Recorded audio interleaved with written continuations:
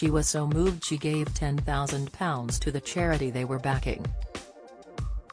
It's one of many emotional real-life encounters captured in Dan's new book out this autumn, Standing on the Shoulders, in which he interviews ordinary people with extraordinary stories. The foreword is written by Strictly winner Rose Ayling-Ellis. The incredible story of the deaf actress, and the role her mum played in her life, is also told. The book was so moving to write, Dan admits he had to take 6 weeks off in order to deal with the heart-wrenching tales he tells. He is also eager to discuss his many new projects, including Channel 5 show Digging for Treasure Tonight, which starts on Friday. Dan is clearly buoyed by this new chapter in his own life, after quitting BBC Breakfast this year and Football Focus the year before. He admits the changes have given him back his family life and holidays.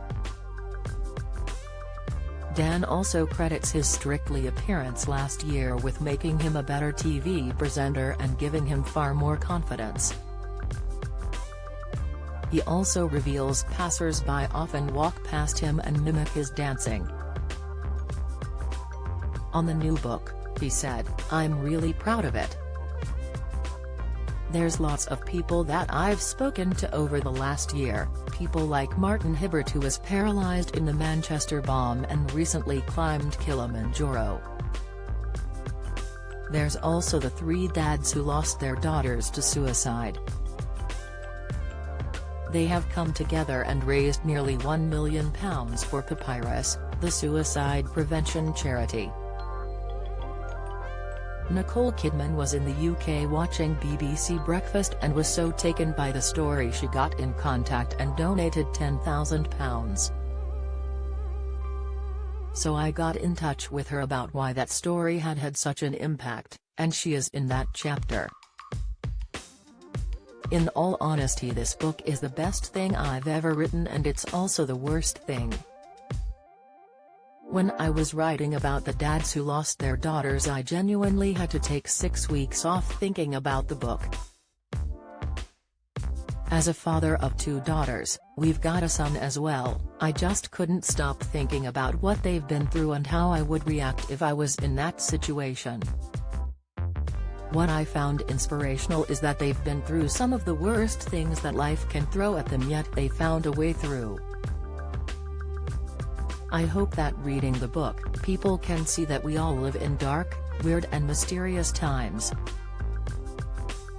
There is so much pressure on people, financial pressure, we've all come through the pandemic, and I think these people have found a way through the slime and the mud and the dirt of life. I find it really inspirational and I hope other people do too."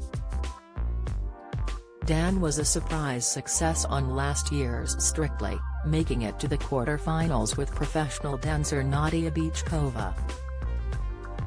Speaking of winner Rose and her inclusion in the book, he says, "It's about Rose and Giovanni on Strictly, but more about Rose's mum, Donna." Rose has written a foreword to the book, and the chapter is basically how her mum, with a deaf daughter, has fought her whole life to try and get her daughter equal access to the world around her, and eventually she becomes the first deaf person to win Strictly. He also tells the story of his Strictly partner, Ukrainian world champion Bichkova, who fell in love with dancing at the age of 5. Dan lives in Sheffield with his wife Sarah and children Susie, 15, Jessica, 13, and Joe, 11. The couple met at university and married in 2001. Finally set free from the 3 a.m. starts he endured while working on BBC Breakfast for more than a decade, Dan says, "I feel like I've got a bit of my brain back. It's nice to be on normal timings, but Monday mornings are the weird ones. The kids are getting ready for school and I'm wandering around eating a bit of toast.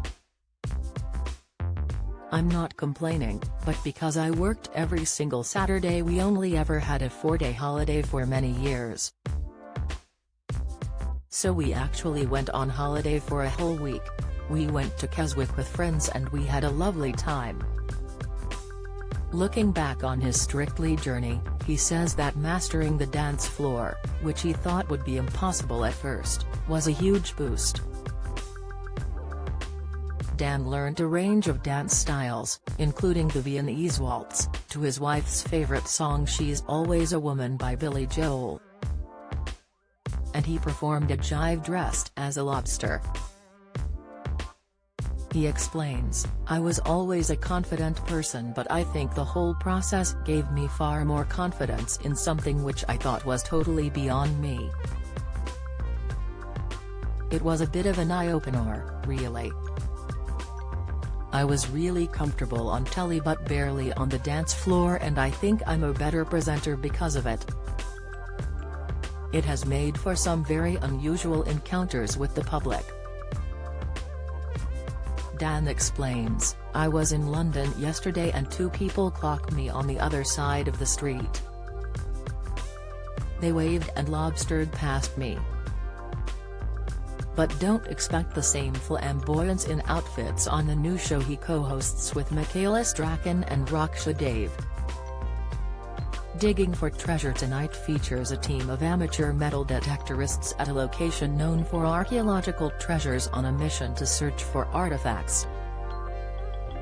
Experts from the British Museum and the Treasure Trove in Scotland will be at the camp to identify any items uncovered in the series." Dan said he has always had an interest in history. "I asked for a metal detector for Christmas when I was about 12 and then chucked it away. I only found ring pulls and 2 pins pieces, and I thought I've not got the patience for this." Just like Dan's extraordinary book, this show promises to teach us more about the world around us and the people who inhabit it. These finds are just peeling back, letting us learn a little bit more about the people who used to walk around in this part of our world. The idea of finding out how people used to live hundreds and thousands of years ago is something I love. Digging for Treasure Tonight, Channel 5, Friday, 9 p.m.